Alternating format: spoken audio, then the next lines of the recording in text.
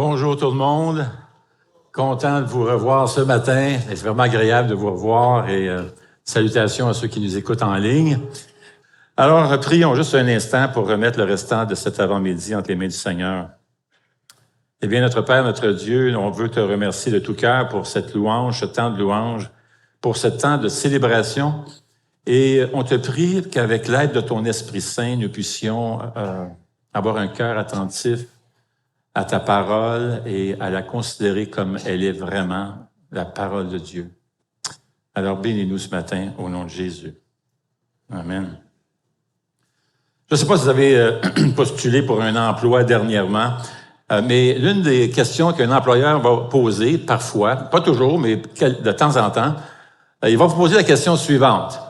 Quelle est l'une de tes plus grandes qualités? Et là, les gens vont habituellement répondre « Ah, je travaille fort, je travaille dur, moi, j'ai pas peur de travailler, me trousser les manches, ou je suis un gars d'équipe ou une femme d'équipe, j'aime ça travailler en équipe, et tout ça. » Donc, c'est des bonnes réponses.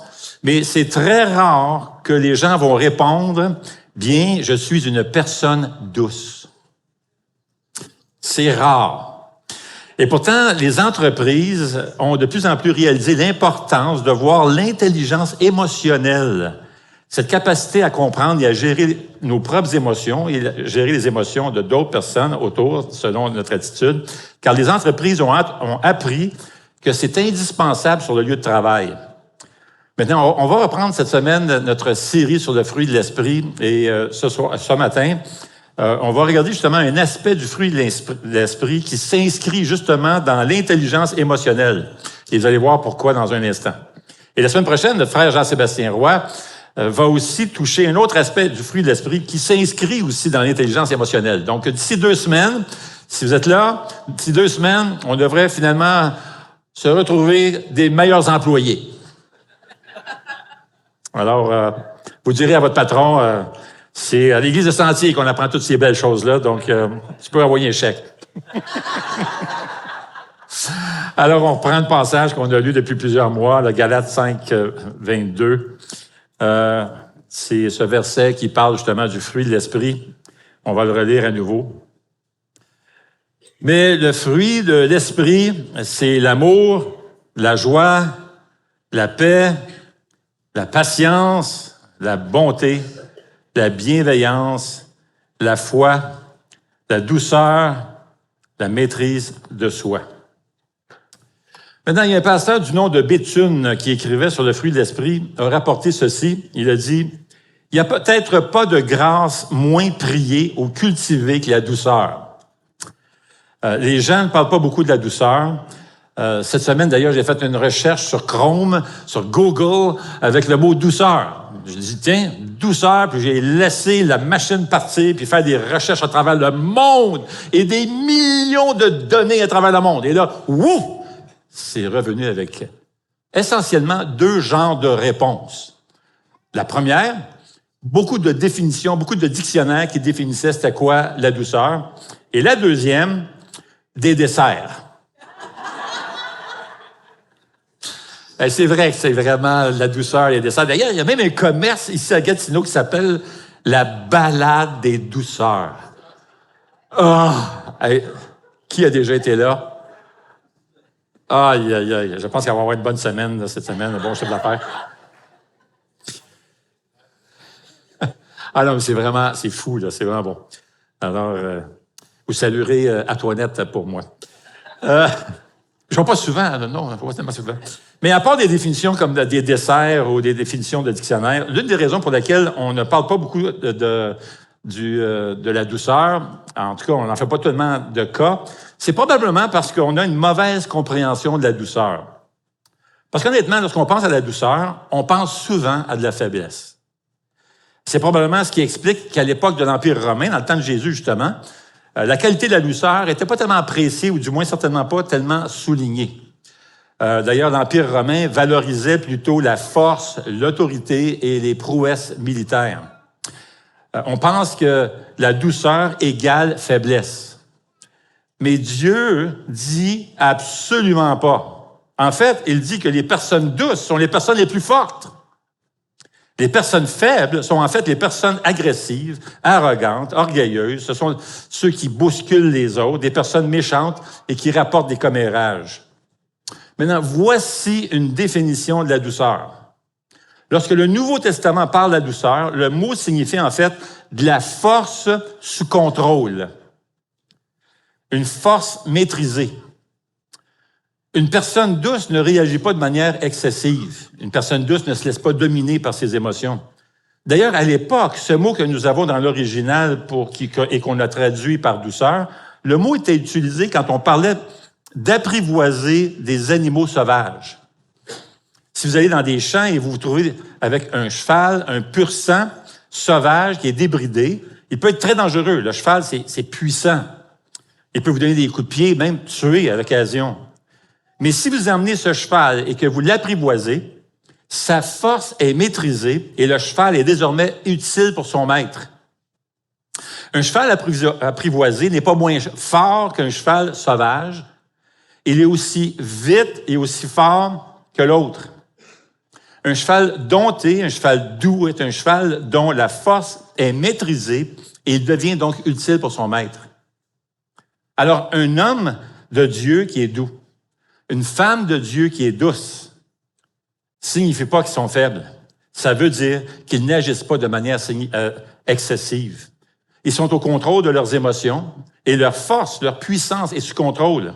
C'est la raison d'ailleurs pour laquelle je voulais donner le titre de ce message, la puissance de la douceur, la force de la douceur.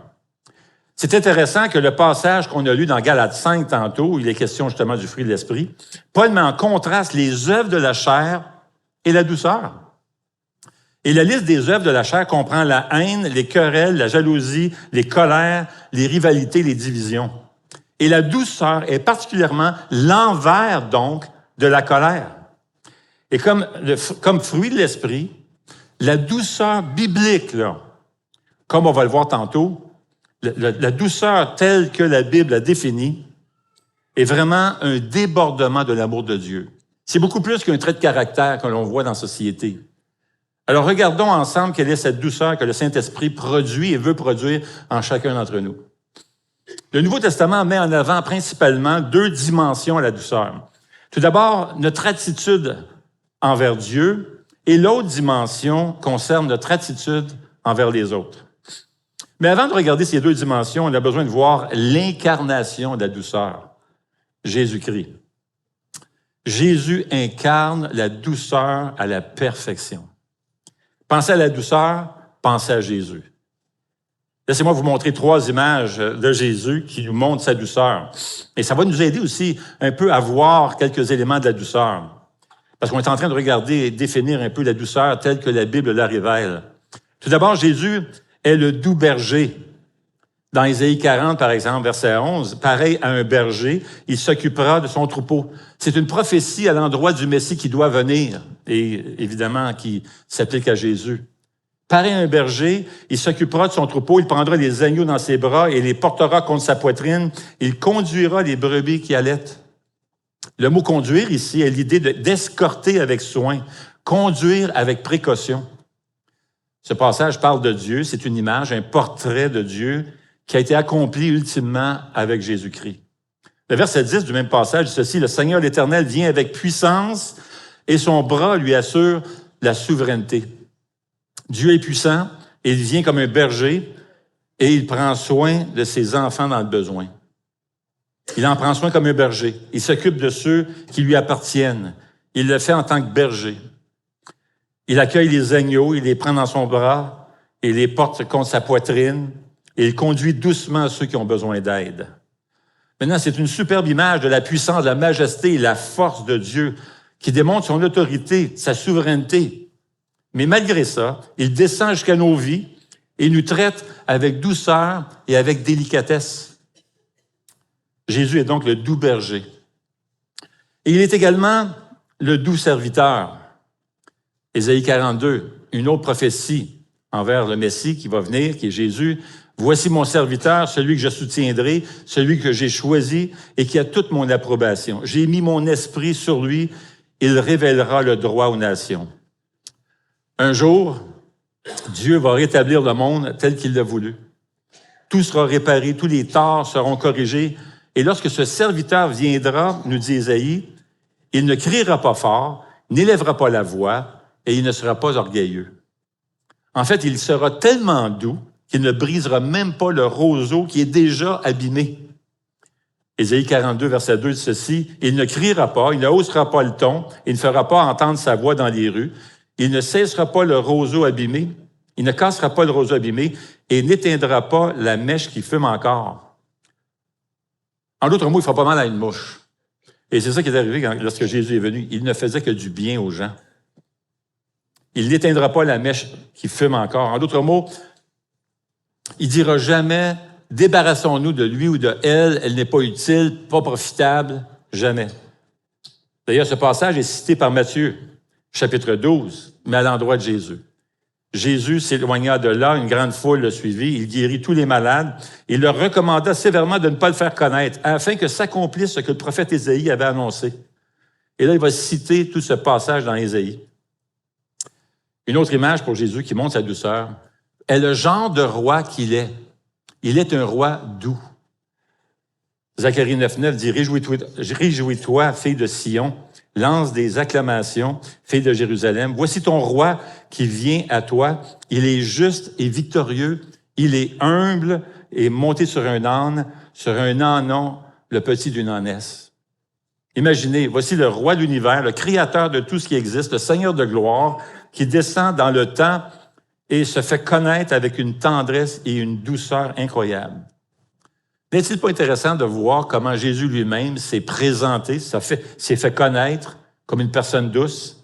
Matthieu 11, 28, « Venez à moi, vous tous qui êtes fatigués, chargés, et je vous donnerai du repos. Acceptez mes exigences et laissez-vous instruire par moi, car je suis doux. » Tu ne vas pas à une personne qui est agressive. Tu vas fuir une personne qui est méchante ou tu sens qu'il va te rejeter, te mépriser. Mais notre Seigneur Jésus n'est pas comme ça. Il est doux. Il a été doux avec ses disciples. Quand il a vu que ses disciples étaient fatigués, qu'est-ce qu'il a fait? Nous lisons dans Marc 6, « Venez à l'écart dans un endroit désert et reposez-vous un peu. » Il avait cette sensibilité, cette douceur.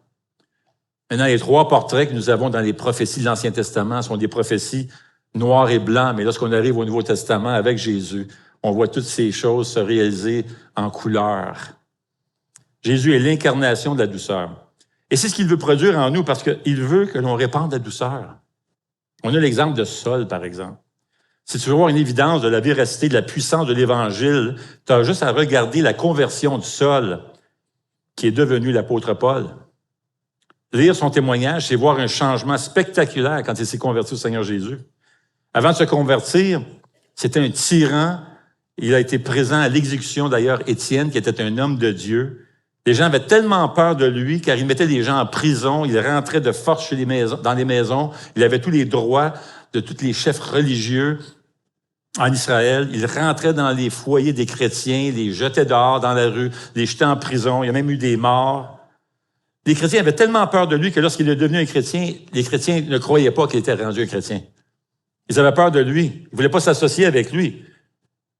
Et ils avaient peur qu'il se présente à l'une de leurs célébrations. Ça m'est déjà arrivé en passant. Ça m'est déjà arrivé d'être un peu nerveux que quelqu'un se pointe à notre célébration. En fait, on est bien content quand les gens viennent à l'église, on est content de vous voir, mais c'est arrivé dans ma vie, à un moment donné, où j'étais un peu nerveux que quelqu'un vienne à l'église. Voici ce qui s'est passé. J'étais à Laval, à l'époque, j'étais le pasteur à Laval-Est, et puis là, tout d'un coup, il y a une femme qui s'est convertie au Seigneur Jésus. Vraiment, c'est une belle conversion, la personne vient au Seigneur Jésus, commence à venir à notre église. Ça donne son mari, qui était vraiment un cadre dans un haut placé, très haut placé, dans une compagnie très connue au Québec, très haut placé, apprend que sa femme se convertit, elle lui parle de Jésus et tout ça, et il devient excessivement agressif, en colère, parce que sa femme est devenue une chrétienne, un enfant de Dieu. En colère. Et tellement en colère qu'il lui dit ceci. Il dit, donne-moi l'adresse de ton église. Alors, elle a l'adresse, il lui donne l'adresse de l'église, tout ça. Il dit, dimanche prochain, je m'en viens avec un gun, puis je m'en viens tuer ton pasteur. Elle m'a averti, puis j'ai dit, OK. Elle a dit, écoute, je connais mon mari, il est tellement mauvais, il pourrait le faire. Là, j'ai compris pourquoi certaines églises aux États-Unis, il y a des tribunes comme ça avec des panneaux pare-balles.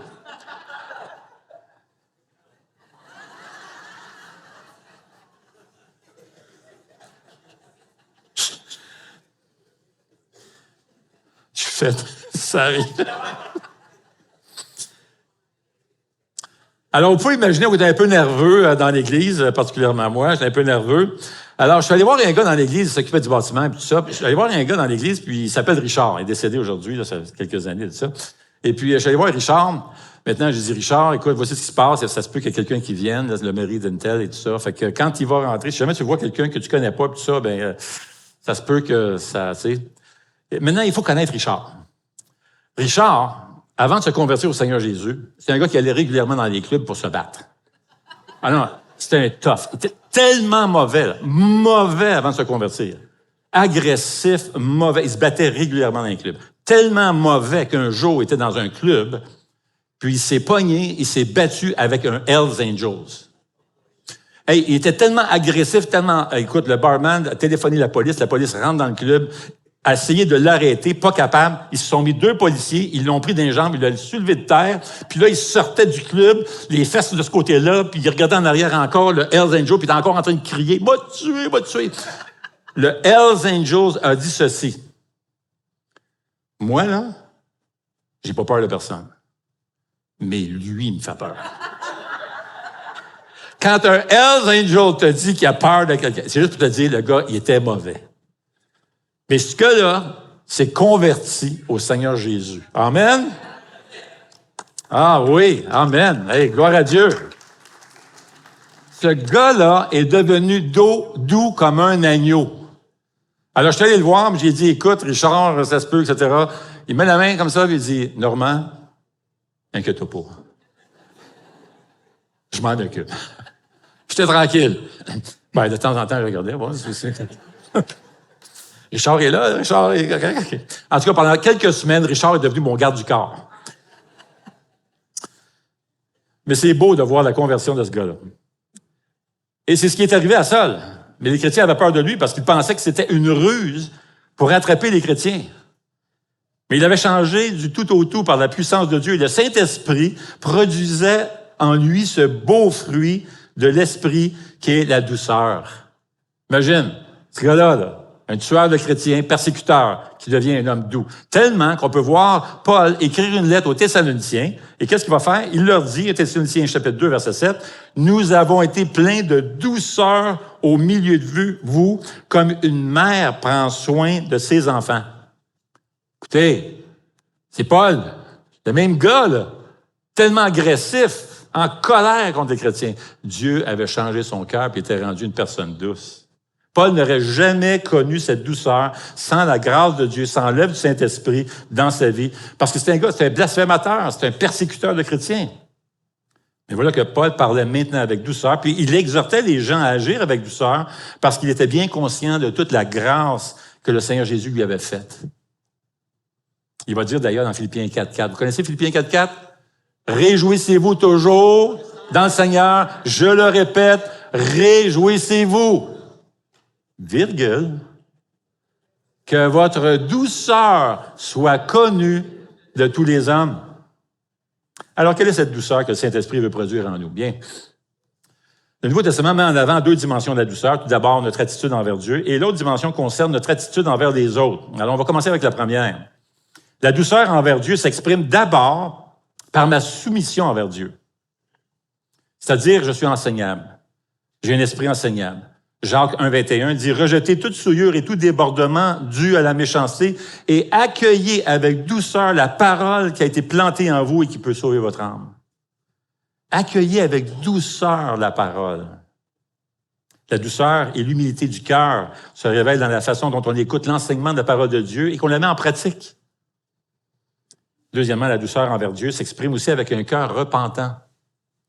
Le mot repentant signifie changer de comportement, changer de pensée, changer d'attitude. Ça veut dire que lorsque je suis exposé à la vérité de la parole de Dieu, j'ai besoin d'être prêt à vouloir changer de comportement ou de pensée à la réponse de cette vérité qui vient de m'être annoncée. C'est Luther qui a dit que la repentance est une activité quotidienne. On a besoin de se repentir à tous les jours, de repenser à notre journée, tout ça. Seigneur, est-ce que j'ai fait quelque chose qui te déplu aujourd'hui? Sonde mon cœur, comme David, sonde mon cœur, connais mon cœur, toutes les pensées dans mon cœur. Troisièmement, la douceur envers Dieu s'exprime aussi par une foi confiante. Même quand ça va mal. On voit dans les Écritures, en fait, que les épreuves nous font grandir quand on fait confiance au Seigneur. Oui, ça fait mal, on souffre, mais on a besoin de faire confiance au Seigneur Jésus. On a besoin de croire que les choses que je ne veux pas avoir dans ma vie sont celles-là même qui, dans ma vie, vont faire de moi la personne que Dieu veut que je sois. Moi, je ne veux pas être malade, je ne veux pas être déçu, je ne veux pas que mon cœur soit brisé. Je veux rien de tout ça. Mais Dieu est souverain. Il sait ce qu'il fait. Et il s'est engagé à transformer ses enfants à l'image de son Fils, le Seigneur Jésus, à nous rendre semblables à Jésus, dans la douceur comme dans tout le reste. Avoir de la douceur dans ma relation avec Dieu va donc s'exprimer par ma soumission envers lui, envers sa parole, avec un cœur repentant et une foi confiante. Maintenant, la douceur va également influencer ma relation avec les autres. Ça, c'est l'autre dimension de la douceur que l'on voit dans le Nouveau Testament. Et elle concerne vraiment notre attitude envers les autres. Un esprit doux aura de la compréhension, de la considération pour les autres, sera sensible aux besoins des autres et des préoccupations des autres. Une personne douce sera prévenante, généreuse, juste. Elle ne sera pas rigide ou exigeante. Elle fera preuve de douceur et de sensibilité face aux pressions et aux insécurités de ma famille, des membres de ma famille, ou même de mes amis, de mes collègues de travail. Crois-le ou non, mais la douceur va même avoir un impact sur ta façon de conduire. On entend souvent ça, la rage au volant, les gens impatients, agressifs. Et cette semaine, j'écoutais un podcast qui était une entrevue avec une femme qui racontait qu'elle s'était donné comme objectif cette année, pendant toute l'année, là, de laisser passer les voitures qui voulaient la couper puis prendre sa place. Vous savez, quand tu es sur l'autoroute, là, puis il y a quelqu'un qui embarque sur la bretelle, veut embarquer sur l'autoroute, on dirait qu'il pèse jusqu'au fond puis ils veulent pas te laisser. Là, toi, tu es là, tu roules, là. Puis là, puis il se dépêche, puis il fera pas te céder. Il cédera pas, là. Il va s'en aller bien vite pour essayer de te dépasser pour rentrer. Mais cette personne-là a décidé que pendant toute l'année 2024, elle était pour laisser ces gens-là, vas-y. Hey, t'essaierais ça cette semaine? C'est pas évident. Surtout quand t'es pressé. Ça prend la grâce pour ça, hein?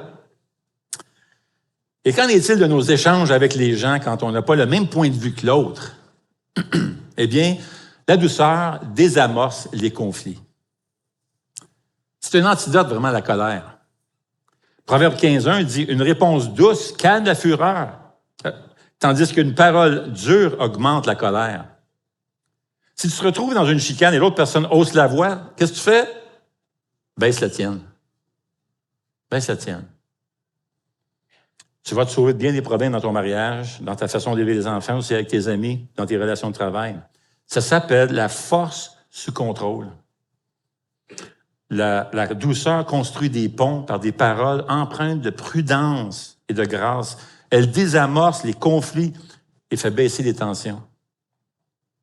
Quand on est embarqué dans une dispute, il suffit d'un seul mot de trop parfois pour détruire une relation, pour que se dresse un mur d'amertume qui peut durer pendant des années, peut-être même toute la vie. Mais la réponse douce signifie que l'on exprime avec patience, tendresse, que l'on cherche vraiment autant que possible à encourager avec calme. Oui, une réponse douce doit être pleine de vérité. On ne doit pas acheter la paix en faisant croire toute sorte de choses. Non, une réponse douce doit être pleine de vérité, nous dit Éphésiens 4. Mais elle doit refléter notre préoccupation pour l'autre sans aucune volonté de nuire. Parce que la douceur communique l'amour. La meilleure façon d'améliorer notre mariage, c'est de parler avec douceur. Je vais prendre un verset qui s'adresse aux maris, mais il s'est appliqué aussi pour les femmes ailleurs dans les Écritures, d'accord? Donc, si Marie, vous vous sentez visé, c'est correct. Mais les épouses aussi. Moi et vous, mesdames, on est toutes appelées à ça. Colossiens 3.19 qui dit ceci, « Marie, aimez vos femmes et ne vous aigrissez pas contre elles. » Drôle de mot. Le mot « aigrisser » dans l'original veut dire ne provoque pas de l'amertume chez ton conjoint. Ne lui cause pas des sentiments amers. Et c'est vrai aussi dans notre façon d'élever les enfants. Pensez à ce passage dans Éphésiens 6, 4 qui dit, n'est-ce pas, « N'héritez pas vos enfants, mais élevez-les en leur donnant une éducation et des avertissements qui viennent du Seigneur. » Et on voit pourquoi, dans le cas de un autre passage qui dit la même chose, va ajouter de peur de les décourager. Pensons à Jésus avec ses disciples. Ses disciples l'ont laissé tomber à Gethsémani au moment même où Jésus avait le plus besoin d'eux. Mais ses paroles étaient remplies de douceur, nous dit Matthieu 26. Aucune rancœur. N'est-ce pas merveilleux que la douceur, c'est un fruit de l'esprit? En d'autres mots, on peut être plus doux. On peut agir avec douceur grâce au Seigneur et avec sa puissance. Et c'est ce que Dieu veut produire en nous. Il peut le faire, il veut le faire. C'est sa volonté. Mais on a besoin de son aide. On ne peut pas répandre toute cette douceur envers Dieu et envers les autres sans son aide. Et lorsque Jésus touche une personne, le Saint-Esprit commence à faire une œuvre extraordinaire dans cette personne. Et l'une de ses œuvres surnaturelles, c'est de rendre une personne plus douce. J'inviterai les musiciens à venir. Je me rappelle, il y a plusieurs années, il y a un homme à Laval qui... on va l'appeler François. C'est une histoire vraie, mais je vais juste changer les noms. Et puis, il y avait 2 frères. Alors, ils étaient 3 garçons, François, Tony, le milieu, le gars du milieu, et le plus jeune, Jean. Alors, et ce François va à Granby pour se faire former par une compagnie qui avait plusieurs employés en devenir. C'était des candidats, alors ils voulaient les former. Donc, ce qu'ils ont fait, ils ont emmené des gens à Granby et ils ont placé les candidats dans une chambre 2 par 2. Alors, François s'est retrouvé dans une chambre avec un autre individu pendant toute la semaine. Et ça a donné que cet individu-là était un chrétien. Alors, qu'est-ce qu'il a fait? Il lui a partagé sa foi, partagé l'Évangile pendant toute la semaine. Et à la fin de la semaine, François s'est converti au Seigneur Jésus. Alors, il revient à la maison. Il faut savoir qu'il reste avec le plus jeune. Le plus vieux et le plus jeune restent chez leur mère. La mère est divorcée depuis quelques années. Le mari reste ailleurs. Et puis, le frère du milieu reste dans un logement avec sa copine. Alors là, François revient à la maison, à Laval, parle de Jésus, de son expérience, qu'est-ce qu'il vient de vivre et tout ça, parle de Jésus au plus jeune, qui est Jean. Et Jean se convertit au Seigneur Jésus. Et là, son frère du milieu apprend ça. En colère, fâché, il s'en va chez François, cogner la porte bien fort, et François répond, et là, lui dit, il pointe son doigt comme ça, puis il lui dit, écoute-moi bien, toi, là. Là, tu es en train de parler de Jésus, je ne veux plus jamais t'entendre parler de Jésus. As-tu compris? Tu es en train de diviser la famille. La prochaine fois que j'entends dire que tu parles de Jésus, m'a donné un coup de poing en face. T'as-tu compris, là? Puis il l'aurait fait. C'est le gars qui était le plus bâti de la famille. Les autres étaient très, très minces. Et lui était vraiment bâti puis mauvais. Il se battait des fois dans des clubs et tout ça. C'était un gars là, qui l'aurait fait. Là. Alors là, il m'appelle. François m'appelle. Elle dit, normalement, qu'est-ce que je fais? Mon frère vient de me menacer. Il dit, si je parle encore de Jésus, il va me battre. Citron.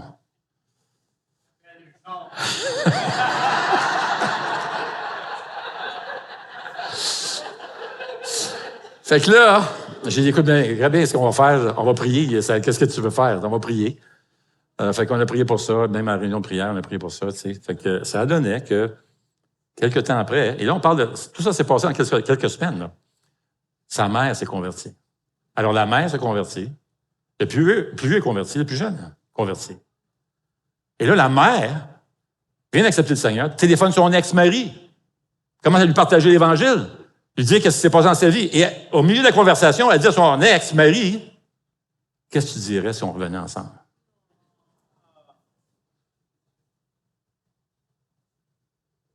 Évidemment, il a dit oui, tout ça. Et là, c'est le baptême du plus jeune, le dimanche qui s'en vient. François m'appelle, je suis en train d'enseigner à Bethel, à Sherbrooke, un cours. Alors, il m'appelle, il dit, « Hey, Normand, il dit, écoute, je ne sais pas ce qui va arriver, mon frère veut venir absolument au baptême dimanche, puis il a dit qu'il veut absolument te parler. Il dit, il veut te voir. Il m'a demandé ton nom, puis il veut absolument d'aller te voir. Il veut te parler, il va venir au baptême, là. Mais il dit quoi? Je dis, tu me battes, toi? Il dit, j'ai aucune espèce d'idée. Il me répond ça. J'ai aucune espèce d'idée, Normand. Il m'a rien dit. Je dis, aïe, aïe. Ouais, là, j'avais le goût d'appeler Richard encore. Mais Là, j'arrive le dimanche suivant, c'est le baptême et tout ça, là, je baptise le plus jeune et tout ça. Puis après le service du baptême, on a un beau lunch. Alors là, il y a une longue file d'attente. Et puis là, il y a lui, Tony, qui est en plein milieu de la file d'attente avec sa copine. Il est là, puis il dit, écoute, il dit, c'est toi le pasteur? Ben, ouais, j'aimerais ça te parler tantôt. Pourrais-tu venir me voir, là? Oui, c'est correct. Alors, je m'en vais là-bas, puis effectivement, je m'en vais, puis il n'était pas agressif du tout. Je m'en vais m'asseoir à sa table et tout ça, puis on commence à jaser. Puis, il y avait un paquet de questions, tout ça. Quelques jours passent, en plein milieu de la semaine, mon François me téléphone pour me dire, écoute, bien normal, c'est sans savoir une bonne. Tony vient d'accepter le Seigneur. Amen! Oui, gloire à Dieu! Hey, yeah. Sa copine s'est convertie. Je les ai tous baptisés. Toute la famille. Le père s'est converti. Toute la gang. Et puis, c'était beau de voir la puissance dans leur vie. Amen. Aïe, aïe, aïe, c'est bon. Seigneur Jésus, on veut te remercier de tout cœur pour la puissance de l'Évangile dans nos vies, pour tous ces beaux fruits de l'Esprit dans nos vies, Seigneur. Combien tu attendris nos cœurs, des cœurs qui étaient pleins d'amertume et de colère, et tu en fais un temple pour Dieu. Tu fais des cœurs d'adorateurs. Merci, Seigneur.